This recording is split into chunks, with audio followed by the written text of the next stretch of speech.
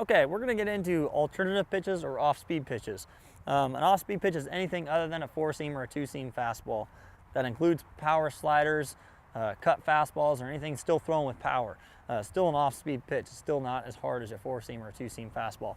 So something to talk about first before we really get into these is age and appropriateness for a pitcher to throw this. We don't really feel that there's a certain age that's right to be throwing an off-speed pitch or a curveball. He's been throwing a curveball ever since minors in Little League, which is, what, 89 years old. A curveball is actually more biokinetically or biomechanically correct to throw than actually a fastball. And we'll get into that here in a second. So if thrown properly, it's a non-issue. And like I said, we'll get into more details here in just a second. Go ahead and start to your delivery point, and we'll work on those different pitches here. As he's throwing, looks like he's going to start to throw a slider. Yeah, or is his curveball coming off? Almost same. It's going to be the same grip predominantly. We'll get into grips here later as well. But his curveball is coming around. You'll see all he's really doing, changing, is his wrist is going to be coming in as he starts to deliver. And that's it. At that point, he's going to stay. There's not going to be any rotation or twisting or snapping or breaking down of the wrist. It's going to stay stable. And the only thing that's going to bend here is his elbow. And it bends the direction the elbow was meant to bend. It doesn't split or twist. It just bends forward.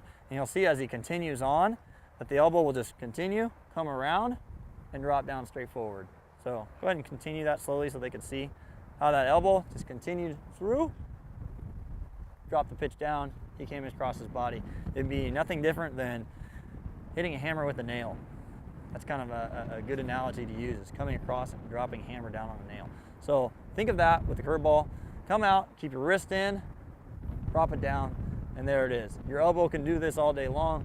That's the design of your body's makeup. It's not meant to twist or turn across your body. Elbow doesn't bend this way, it bends that way.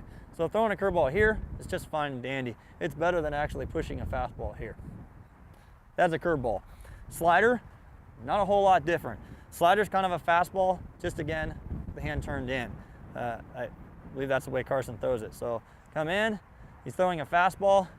He's on the outside of the ball, not hand turned in, but the hand's on the outside of the ball more. He's going to continue through and push the fastball, or what's now a slider, and just continue. You'll see he just kind of pushes through just like you would a fastball, a regular four-seam or two-seam. Ball comes out around. It's a power slider, comes down across the zone. So that's his slider. We'll get into, again, his grips and things like that as we get going more. Change-ups, he's not really a change-up specialist, but he can go ahead and show you. He's thrown them before. A couple different trains of thought here. This he's thrown is called a straight change. Basically just taking the ball and tucking it as deep as you can in your hand, and maybe more towards the middle of the fingers, middle finger and ring finger, rather than middle finger and index finger. The deeper you get the ball, the harder it is to throw hard. The other difference a pitchers may do at this point, instead of continuing out and pushing the ball forward, they may feather the hand down, let the ball come across, or hand come across the back of the ball, and basically create a cotton ball effect, like you would here, just pulling it down. And that's a change up or a straight change. There's also circle changes. I can show you here. Again, not much different. You get a little more movement on them than a straight change. You're just pushing the ball across your hand a little bit, and that's the difference between a circle change. You can go ahead and demonstrate that real quick for you. Comes through. Again, finger is circled. When we get into grips, you'll see that a little bit more clearly. Hand feathers across the ball runs, and you create movement.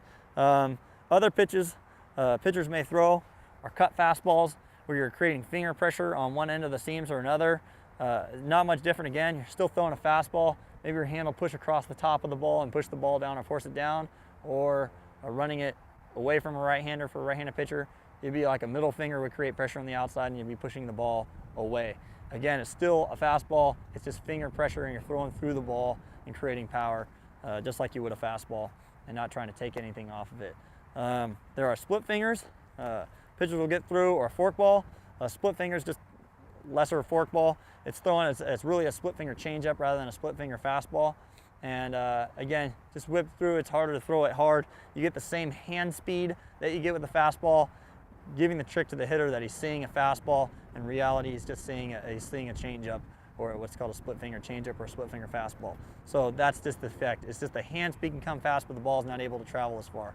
A forkball will tuck in a lot deeper and almost have a knuckleball effect. Usually the tumbling action or a tight tumble towards the end is what creates a downward tilt on the ball and makes it more of a breaking pitch as well. But again, it's throwing very hard. It tumbles out of the ball, your hand down. It's probably for more for older pitchers, high school to college age, because the hand size needs to be pretty big to be able to split your fingers across the ball like that. So, and it takes a little work to be able to get your hands to work like this as well. So if you bring those pitches into your repertoire, it's a good idea to get a little understanding of what you're doing and work with them a lot on the side before you start.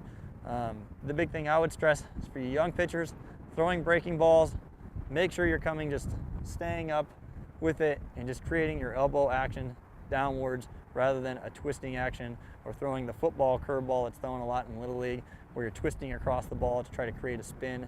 Just create whip here, stiff in your wrists and your hands, and let your elbow work. And just straight down, just like you'd be hammering a nail. Create a 12 to 6, it's called 12-6 because the hand's on a clock. Work 12 o'clock to 6 o'clock, the ball rotate 12 to 6. It's going to be the most downward tilt, the most action, the harder to hit pitch. Is the best curveball to throw all the way around. Create a little angle on it. That's just arm angle that pitchers naturally have. So if they throw it across a little bit more, 11-5 or 10-4, that's just their arm angle. That's creating that sideways across action. Again, working back a little bit towards arm angle and how pitchers have their natural throwing motion, and we don't want to change that. Carson will get to the point of delivery where the actual arm is at its point of being about to releasing the ball. So go ahead and start and work through. Where he likes to throw is what's called high center. It's a regular, more traditional throwing motion.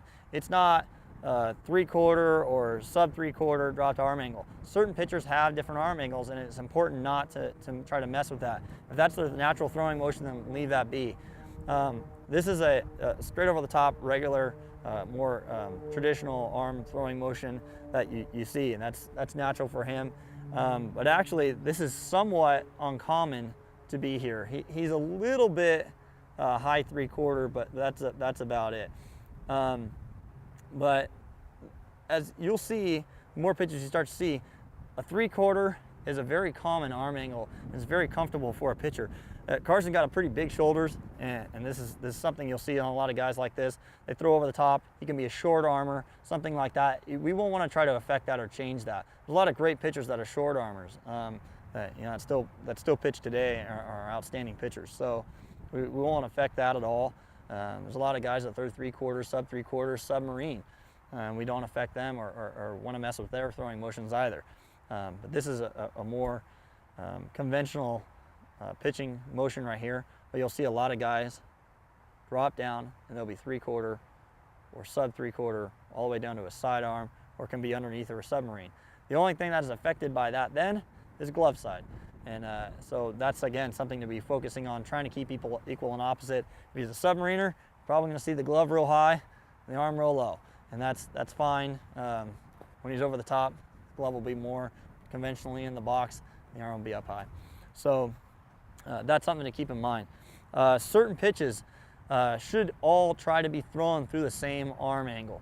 If he, again, is conventional, go ahead and continue out to that spot, he will throw everything from his fastball, which he has here, a 2-seam grip or a 4-seam grip now, to his curveball, rotate over. He'll throw them all in the same arm slot. That hasn't changed at all. You throw a straight change as well, yeah? He throws his change, and what else? Yeah, and a slider.